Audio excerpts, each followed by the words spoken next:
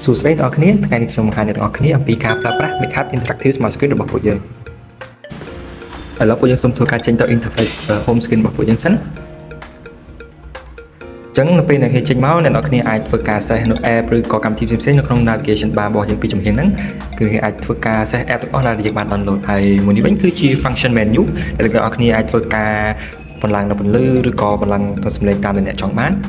ដែលអ្នកនរមានសិទ្ធិក្នុងការ select display ឬក៏ sound ផ្សេងៗដែរហើយបន្ថែមទៀតនោះអ្នកនរគ្នាក៏អាចមានសិទ្ធិក្នុងការ set timer ដែលវាជាជំនួយខ្លាំងមែនទែននៅពេលដែលអ្នកទាំងអស់គ្នាអាចធ្វើការចង់កំណត់នាទីធ្វើសកម្មភាពអ្វីមួយឬក៏កំណត់នាទីក្នុងការប្រកួតអ្វីមួយឬក៏ប្រជុំផ្សេងៗហើយមួយវិញទៀតនោះគឺអ្នកទាំងអស់គ្នាអាចធ្វើការ screenshot ឬក៏ capture នៃ screen របស់យើងអាចតាមទំហំដែលអ្នកទាំងអស់គ្នាចង់បានឬក៏មួយ screen ពេញតែម្ដងនៅពេលយើងធ្វើការ screenshot ហើយវានឹង automatically ចូលទៅក្នុង Finder អ្នកទាំងអស់គ្នាអាចធ្វើការ set បានគ្រប់ពេលវេលានៅពេលដែលអ្នកចង់បានហើយមួយទៀតនេះខ្ញុំនឹងបង្ហាញអំពី function មួយទៀតដែលពេញនិយមមែនទែនគឺហៅថា spotlight ដែលដូចអ្នកនរគ្នាជួលពិលឬក៏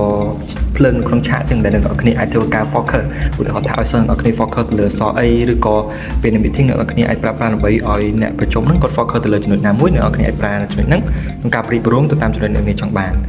ហើយ function ពិសេសមួយទៀតនោះគឺអ្នកនរគ្នាអាចធ្វើការ note ដោយផ្ទាល់ទៅលើ screen ឬក៏លើរូបភាពដែលអ្នកនរគ្នាកំពុងមើលឧទាហរណ៍ថានៅក្នុងរូបភាពនេះគឺពួកយើង skip នៅ YouTube ទេគឺយើង skip YouTube ហើយគឺយើងធ្វើការ note ទៅលើនឹងផ្ទាល់ម្ដងឧទាហរណ៍ថា soft F នេះគឺសិស្សគាត់ឲ្យគាត់សរសេរតាមរូបរាង soft F នេះឲ្យគាត់ practice ឬក៏យើងធ្វើការ note ឧទាហរណ៍ថាពេលយើងធ្វើការ meeting ឬក៏ផ្សេងៗយើងមានចំណុចណាដែលយើងឆ្ងល់ឬក៏ team យើងឆ្ងល់អាចធ្វើការ note លើនឹងផ្ទាល់ហើយពិសេសទៀតនោះយើងក៏អាចធ្វើការ save វាចូលទៅក្នុង Finder របស់យើងដែរអ្នកនរគ្នាអាចទាញវាយកមកប្រើប្រាស់ទៅពេលណាក៏បានដូចគ្នាហើយមួយទៀតនោះគឺ navigation bar របស់យើងគឺយើងអាចទាញបានពី3ទីតាំងទី1គឺពីខាងស្ដាំខាងឆ្វេងនិងខាងក្រោមដែលងាយស្រួលមែនទែនអ្នកនរគ្នាថាឈប់ណាក៏បានគឺអ្នកនរគ្នាអាចទាញវាមកប្រើប្រាស់បានគ្រប់ពេលវេលា